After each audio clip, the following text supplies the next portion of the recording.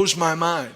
If you don't remember anything else I say tonight, remember this: vision is the womb of the mind.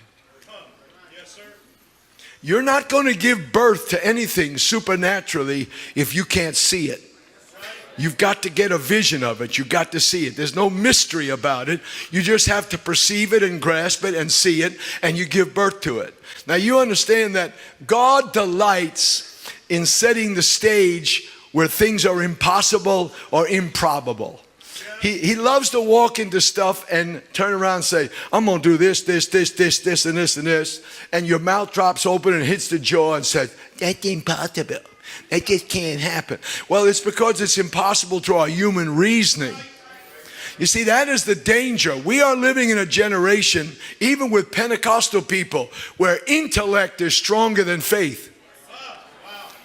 You got to go past your intellect. You see, you're given 5 senses, and your 5 senses are 5 laboratory assistants that help you make judgments and interact in the world. You know, taste and see and hear and smell. You got touch. Those are yours. But when it comes to spiritual things, you need a 6th sense. And the 6th sense is faith.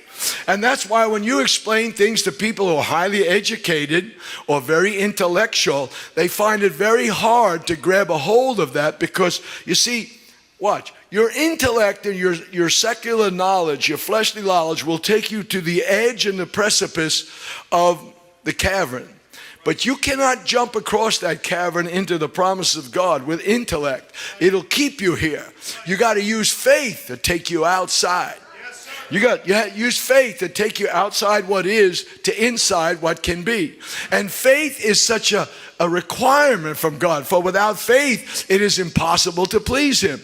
You can have faith and not understand. See, if you're not careful, you think having faith means, oh, I got it. I got it. I've had a lot of things that God has done for me. I still ain't got it.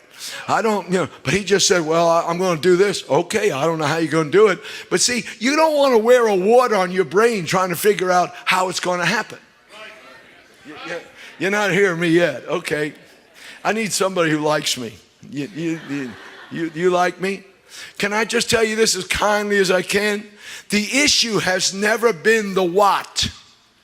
The issue has always been the who. See, if you're not careful, the what will frustrate you. The what will drive you crazy. The what will make your brain have a seizure. But if you understand who promised the what's a piece of cake. I heard Him say, it's not by might and it's not by power, but it's by my Spirit, saith the Lord. If you can understand who's promised you, the what's nothing.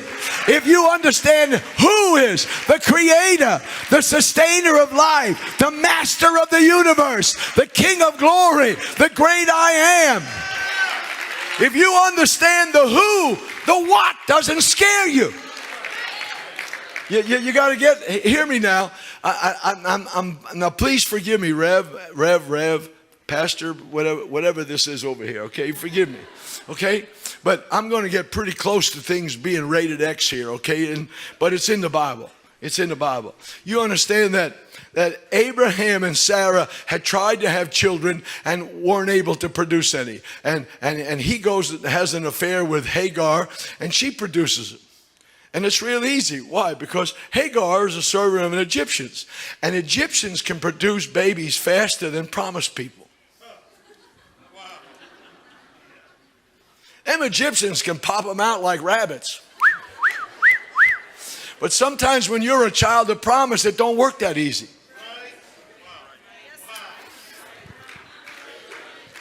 And if you don't understand who's talking to you, your mistake will eventually mock your miracle. Yes, sir. Yes, sir. Because Hagar and Ishmael start laughing. And Abe says, we got to get him out of here. And Sarah says, we got to get him out of here. Now you got to understand how impossible this situation was when this one being came up. There was God Himself. And He says, where is Sarah? He said, well, she's in the tent behind me. He said, I'm going to give you a miracle child of her. Well, now the mind always says, no, I've gone through the change of life. I'm not reproducing. I cannot give birth to babies. And it's like God says, I can override any system. I'm not preaching any further till I hear somebody tell me something. I don't care what your diabetes says. I don't care what the cancer test says. I can override anything. I can reverse the curse. I can bring new life to you. I can fix anything that's wrong with you. I appreciate the skill and the medical ability of doctors, but doctors are not the last answer. I'm going for a second opinion. I'm going to somebody who can create eyeballs, who can resurrect kidneys, who can do all kinds of stuff. Woo! Woo! Stay with me. I'm going as fast as I can. This is so powerful.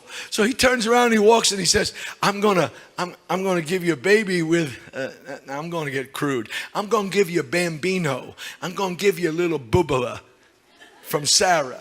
And Sarah's in the tent going, now, please forgive me, okay? I may not be coming back, okay? Watch. Sarah's in the tent. Now, I'm taking a guess.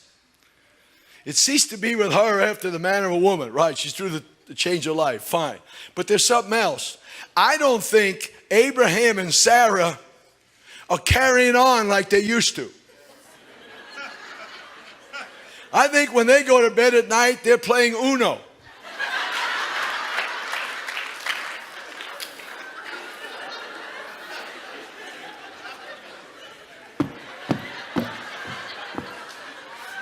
Your deal.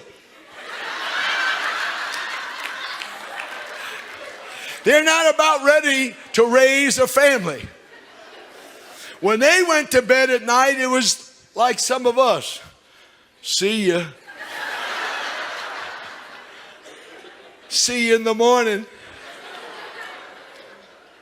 Okay, goodbye. You're not getting it yet. I'm flipping out. Abraham is 99 years old and Sarah is 90. Abraham is on a walker.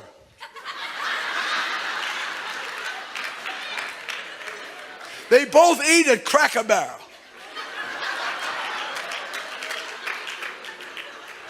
Sarah is old. You're not getting it yet, okay. You see, God, in order to get Abraham to have faith, had to take him for a walk. That's what he has to do with us sometimes. He gets ready to give him some unbelievable promises, and he said, come here, Abe, let's go for a walk. You see, sometimes in order to get your faith moved and activated, he's got to take you alone by yourself and start talking to you. And he starts talking to Abraham. He said, hey, look at the heavens and count the stars if you can. I'll wait. And you know, 1, 2, 3, 4, 5, 6, 7, 8, 1, 2, 3, 4. And he says, yeah, you can't do it. There's too many stars. He said, come on, let's go over here. You see the sand by the seashore? So shall thy seed be. And God turns around and says to him what he's trying to tell us. Look, my promise will work at night and my promise will work at day. And I don't care how dark your nights get, you can look up and start counting them stars, and it's a token of my faithfulness. And during the day when you're struggling with something, just look at the sand, because I have given you a witness that your seed is going to be like the stars of heaven and like the sand by the seashore. Now, please forgive me, Rev. I'm not looking at you anymore, okay? I'm over here. I'm going to... People in the cheap seats, I'm going over here. You ready? Now he comes back from walking with God. And God has told him, I'm going to give you a miracle baby with the chick. Now you watch. See if I'm not... I'm old, but I'm not dead. And I see Abraham coming back from his walk with God. And this is my mind. He's coming back and he's going... Zippity-doo-dah, Zippity hey. My, oh my, what a wonderful day. Plenty of sunshine coming my way. And when Sarah comes out of the tent, he goes, hey, good looking, what you got cooking? Want to mess around?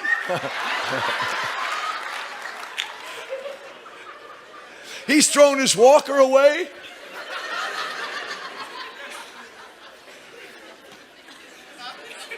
He looks at Sarah and says, if you knew what I knew, we're going to have a baby.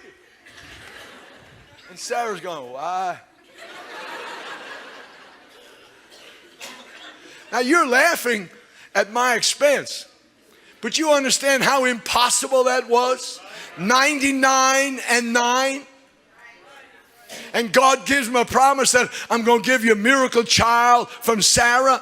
I'm going to do something in your life that medically it's impossible. Intellectually it's impossible.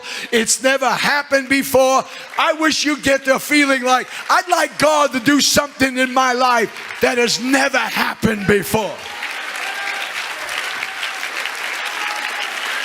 I'm personally believing that before the rapture takes place, we're going to see some stuff in the apostolic church that did not happen in the book of Acts.